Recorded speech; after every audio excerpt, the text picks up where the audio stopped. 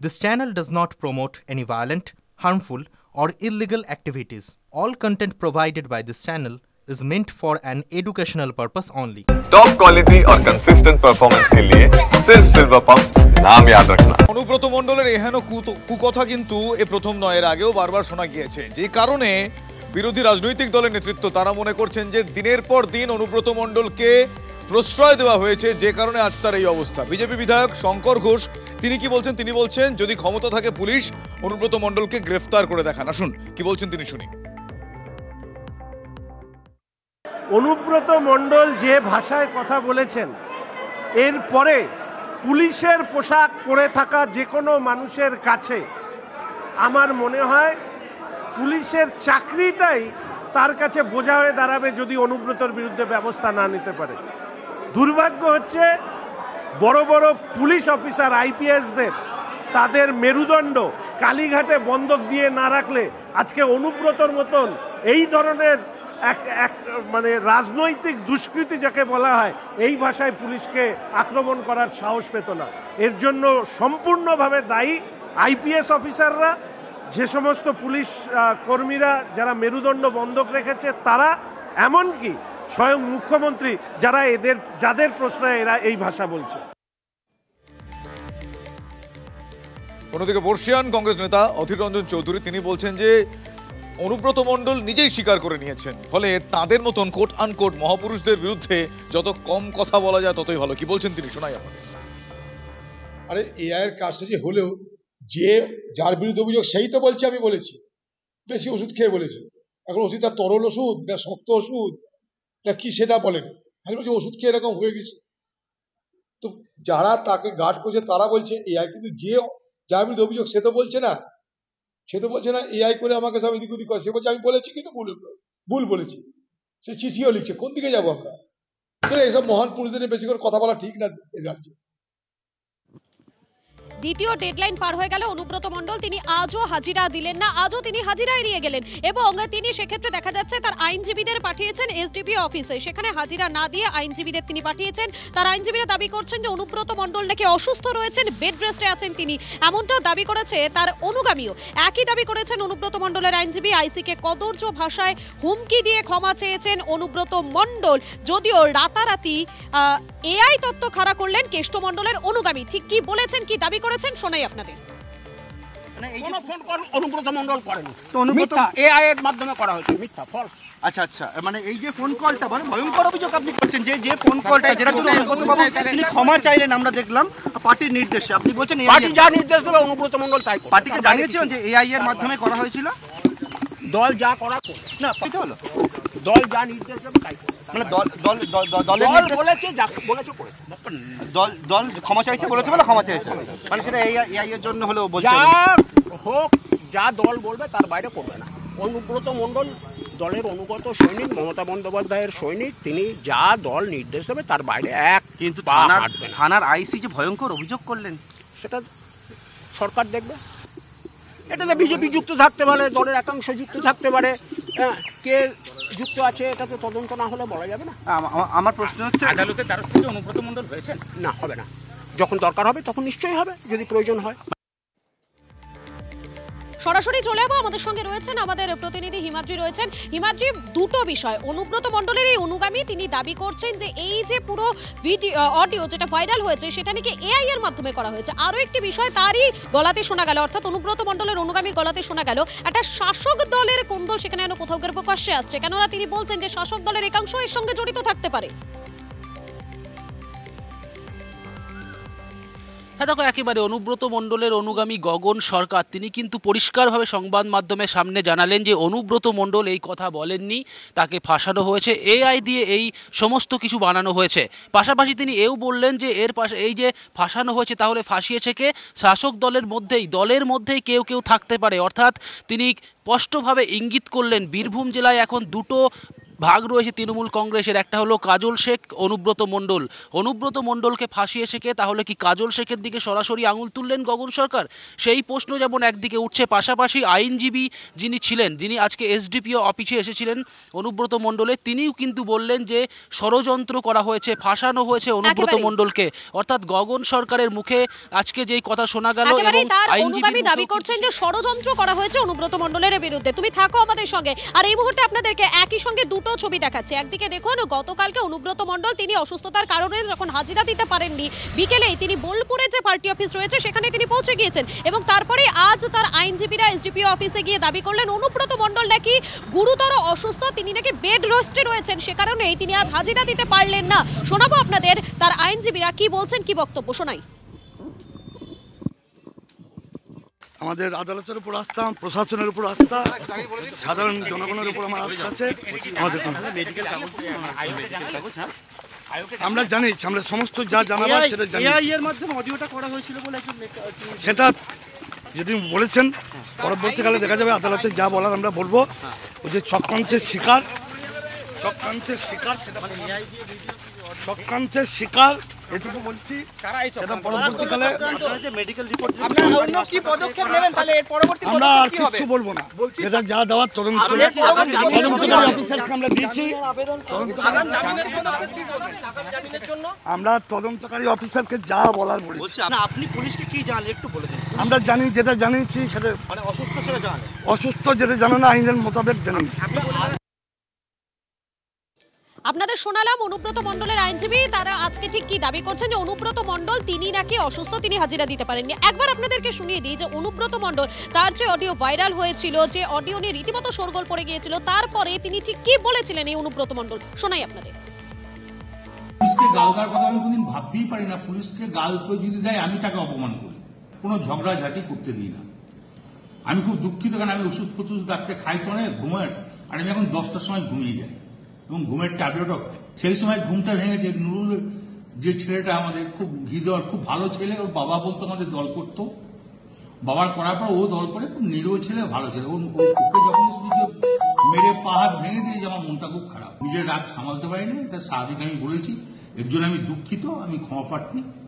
যদি এটা যদি স্বাভাবিক আমার মুখ থেকে এই কথাটা বেরোনো উচিত নয়, তার জন্য আমি দুঃখিত এবং ক্ষমা প্রার্থী। দেখুন, মানুষ অসুস্থ হতেই পারে, মানে এটা নিয়ে সমালোচনা করাটা যায় না, কিন্তু অনুব্রত মণ্ডল এর আগেও তো বহুবার অসুস্থতার কারণ দেখিয়েছিলেন, তাই না? বিভিন্ন সময় গরু পাচার, দুর্নীতি, একাধিক মামলায় সিবিআই 10 বার তলব করেছিল অনুব্রত মণ্ডলকে, যার মধ্যে 9 বারই হাজিরা এড়িয়ে গেছিলেন অনুব্রত মণ্ডল। মাত্র একবার সিবিআই তলবে তিনি সাড়া দিয়েছিলেন। শেষমেশ 2022-এর 11ই আগস্ট বোলপুরে নিচুপট্টির বাড়ি থেকে অনুব্রত মণ্ডলকে গ্রেপ্তার করে সিবিআই। আর এবার পরপর 2 দিন অসুস্থতার দোহাই দিয়ে পুলিশের তলব এড়িয়ে যান অনুব্রত মণ্ডল। এর আগে দেখেছিলাম সিবিআই তরফ থেকে তাকে কলকাতায় ডাকা হয়েছিল, বোলপুর থেকে কলকাতা এসে সিবিআই দপ্তরে না গিয়ে শর্মিষ্ঠা উনি সরাসরি চলে গেছিলেন এসএসকে। আবার এটাও দেখেছিলাম অনুব্রত মণ্ডলকে সিবিআই ডেকেছিল, অনুব্রত মণ্ডলের বাড়িতে পৌঁছে গেছিলেন সরকারি হাসপাতালের চিকিৎসকেরা।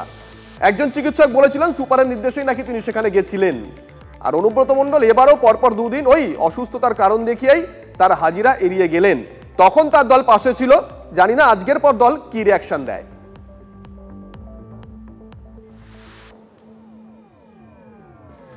ভাবুন খালি, পুলিশ মন্ত্রী পুলিশকে কদর্য ভাষায় হুমকি দিয়ে এখনো অধরা রয়েছে অনুব্রত মণ্ডল। কেন অধরা সে? প্রশ্ন তুলছে স্বাভাবিকভাবে বিরোধীরা। গোপন কথা জানেন বলেই কি ছাড় দেওয়া হচ্ছে? প্রশ্ন বিজেপি নেত্রী অগ্নিমিত্রা পালের। রাজ্যে সুস্থ সরকার থাকলে অনুব্রত মণ্ডল গ্রেপ্তার হতো, মন্তব্য করেছে রাহুল সিনহা। অনুব্রত আমাদের মুখ্যমন্ত্রীর অনেক ভেতরের কথা হয়তো জানেন, মনে হয়, কারণ অনুব্রত যে ভাষায় পুলিশ মন্ত্রী, মুখ্যমন্ত্রী, পুলিশ মন্ত্রী মমতা বন্দ্যোপাধ্যায়ের পুলিশকে, পুলিশের মাকে, পুলিশের স্ত্রীকে যে অশ্রাব্য ভাষায় কথা বলেছেন, যেটা এখন ভাইরাল হয়ে গেছে, তারপরেও কি করে আজকে প্রায় 72 ঘন্টা হতে চললে এখনো অবধি অ্যারেস্ট হয়নি? তার মানে এটাই বোঝা যাবে যে নিশ্চয়ই আমাদের মুখ্যমন্ত্রীর কিছু বিষয় আছে যে কারণে উনি ভয়ে ওনাকে অ্যারেস্ট করতে পারছেন না। যে অনুব্রত মণ্ডলকে ডাকা হলো, পুলিশ ডাকলো, তিনি পার্টি অফিসে বসে রইলেন অসুস্থতার বাহানা দিয়ে, তাকে গ্রেপ্তার করা হলো না। যদি এই রাজ্যে কোনো সুস্থ সরকার থাকতো তাহলে অনুব্রত মণ্ডলকে গ্রেপ্তার করা হতো। আমরা মনে করি এই রাজ্যে একটা অসভ্য বর্বরদের সরকার রাজত্ব করছে। যে অসত্য, যে বর্বর সরকারের বাণী অনুব্রত মণ্ডলের মুখ দিয়ে বেরিয়েছে। আচ্ছা, আইসিকে কদর্য ভাষায় হুমকি দিয়ে তৃণমূলের বিড়ম্বনায় কি বাড়িয়েছেন অনুব্রত মণ্ডল? একদা বীর ছিলেন, এখন বোধহয় দলের মধ্যেই কোণঠাসা। দলের নির্দেশে 38 মিনিটের মধ্যে ক্ষমা চেয়ে নেন কেষ্টমণ্ডল। সুব্রত বক্সিকেও চিঠি লিখে ক্ষমা চান অনুব্রত। হুমকি কাণ্ডের পর স্বাভাবিকভাবে এবার প্রশ্ন উঠছে, অনুব্রত রাজনৈতিক ভবিষ্যৎ কি হবে? জেলা সভাপতির পদ থেকে দল তাকে আগেই সরিয়ে দিয়েছে, এখন তিনি কোর কমিটির একটি সাধারণ সদস্য। রুরাল ডেভেলপমেন্ট বোর্ডের পদও খুঁয়েছেন অনুব্রত। তাহলে কি বীরের সম্মান কেড়ে নেওয়া এখন সময়ের অপেক্ষা? মানে যেটুকু একটা পোস্ট হোল্ড করছেন অনুব্রত মণ্ডল, সেটাও কি তাহলে ভবিষ্যতে চলে যেতে পারে? ইতিমধ্যেই কিন্তু এই প্রশ্ন উঠতে শুরু করে দিয়েছে।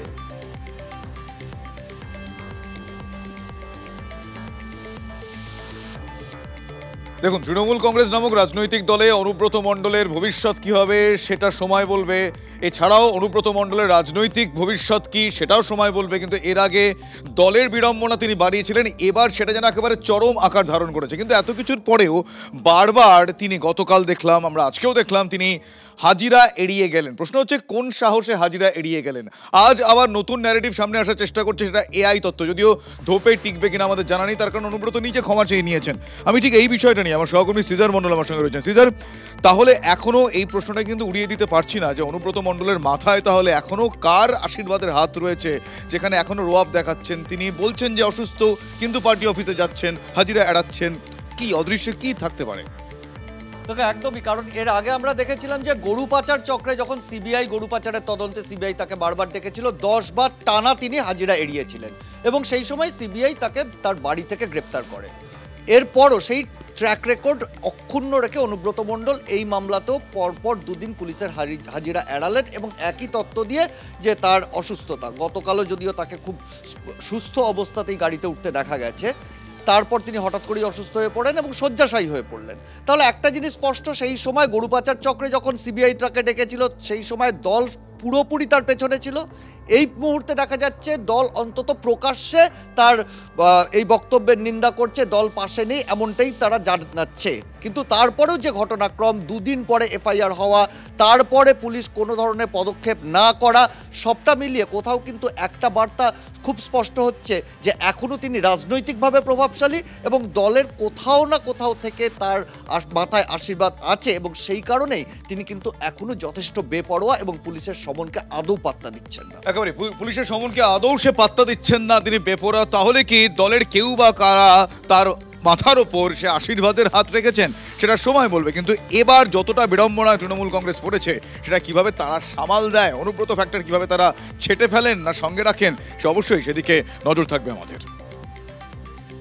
কোনো ব্যক্তি একটা বিচ্ছিন্ন কুৎসিত মন্তব্য করেছেন, এটার সঙ্গে তৃণমূল কোনো অবস্থায়, তৃণমূলের লাইনও এটা নয়, তৃণমূলের কার্যত গোটা দল এই ধরনের মানসিকতা পোষণ করে না। তো সুতরাং মানুষ সেটা বুঝবেন। বাকি ওনাকে চিঠি দিতে, ওনাকে দুঃখ প্রকাশ করার নির্দেশ দেওয়া হয়েছিল, উনি দুঃখ প্রকাশ করেছেন। পরবর্তী অংশ দলের নেতৃত্ব নজর রাখছেন। আপনাদের এত তাড়াহুড়োর কী আছে? দলের নেতৃত্ব বুঝিয়ে দিয়েছেন এসব ভাষা বরদাস্ত করা যায় না, বরদাস্ত করা হবে না, ক্ষমা চাইতে হবে, ক্ষমা চেয়েছেন, তারপরেও দল বিষয়টায় নজর রাখছে। এটা আইনের পথে চলবে। No one is above the law. তখন এই একটা উচকে পাচকে একটা কোনো জেলায় কেউ বললো, সেটাকে নিয়ে হাইলাইট হয়। গ্র্যাভিটি অফ ওইটা বেশি, পুলিশকে বেশি না একজন মহিলা আর্মি অফিসার পাকিস্তান ওপর আমরা যে প্রতিশোধ নিয়েছি, যে অফিসার ফেস করছিল তার সম্মান বেশি, কোনটা? সুতরাং সেটা ইম্পর্টেন্ট বেশি স্টেটের পক্ষে। আজকে শুধু পুলিশকে দেখা হলে একটা কথা বলবো, কি পুলিশ মামু অনুব্রত, এটা বললে ওনারা যদি সত্যি ওদের মধ্যে মানবিক কোনো জায়গা থাকে বা হৃদয় বলে জায়গা থাকে বা পরিবার বলে জায়গা থাকে, তাহলে নিশ্চিতভাবে অনুব্রত মণ্ডলের বিরুদ্ধে ব্যবস্থা নেবে, নিতে পারে পুলিশ।